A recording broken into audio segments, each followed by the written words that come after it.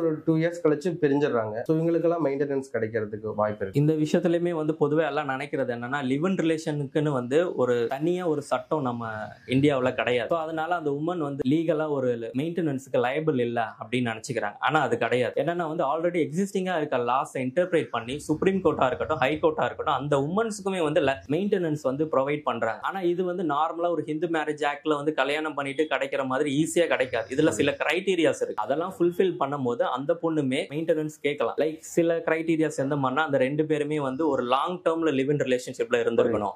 அதுக்கப்புறமா ரெண்டு பேருமே சேர்ந்து ஒரே வீட்டுல ஒரு கணவன் மனைவி மாதிரி வாழ்ந்திருக்கணும். அதுக்கப்புறம் ரெண்டு பேரும் லிவ் இன்ல இருக்கும்போது இன்னொரு பர்சனோட ஒரு அஃபையரோ இல்ல வேற ரிலேஷன்ஷிப்லயோ இல்லாம இந்த மாதிரி சில கிரைட்டீரியாஸ் இருக்கு. இதெல்லாம் ஃபுல்ஃபில் பண்ணும்போது அந்த பொண்ணுமே மெயின்டெனன்ஸ் கேட்கலாம். இப்ப இதை ப்ரூவ் பண்றதா வந்தா எந்த மாதிரி ப்ரூஃப் எல்லாம் வேணும்? இப்ப லிவிங்ல இருந்திருக்காங்க, ஸோ இவங்க லிவிங்ல தான் இருந்தோம் அப்படின்னு ப்ரூவ் பண்ணதுக்கு எந்த மாதிரி? இதுக்கு இப்ப இந்த எலக்ட்ரானிக் எவிடன்ஸும் அக்செப்ட் பண்ணிக்கிறாங்க. இப்ப இருக்க லாஸ் படி எலக்ட்ரானிக் எவிடன்ஸும் அக்செப்ட் பண்ணிக்கிறாங்க. லைக் அவங்களோட வாட்ஸ்அப் சாட்ஸா இருக்கலாம், கால் ரெக்கார்டா இருக்கலாம், எடுத்த போட்டோஸா இருக்கலாம். இந்த மாதிரி எவிடன்ஸா நம்ம கோர்ட்ல மார்க் பண்ணி அந்த எஸ்டாப்ளிஷ் பண்ணலாம். இவங்க ரெண்டு பேரும் லிவ் இன் ரிலேஷன்ஷிப்ல தான் இருந்தாங்கன்றத நம்ம எஸ்டாப்ளிஷ் பண்ணிக்கலாம். இதுக்கு சாட்சிகள்லாம் ஏதாவது சம்திங் சாட்சிகள்னு மூணாவது மனுஷன் இதுல தேவைப்படுமான்றது கொஸ்டின் தான். ஏன்னா ஒரு ரெண்டு பேரோட பர்சனல் திங்ல இன்னொருத்த சாட்சி சொல்றது எந்த அளவுக்கு? இதே ஒரு மேரேஜா இருந்துச்சுன்னா, நாங்க கல்யாணம் பண்ணி வச்சோம், நாங்க தான் பார்த்தோம், அந்த மாதிரி ஒரு ஹை விட்னஸ் யாரும் இருக்கலாம். லிவ் இன் ரிலேஷன்ஸ்ல பெருசா சாட்சிகள் இருக்காது. இது லிவ் இன் ரிலேஷன் நீங்க ப்ரூவ் பண்ணணும்னா மெயினா இதுல எஸ்டாப்ளிஷ் பண்ண வேண்டியது எலக்ட்ரானிக் எவிடன்ஸ்.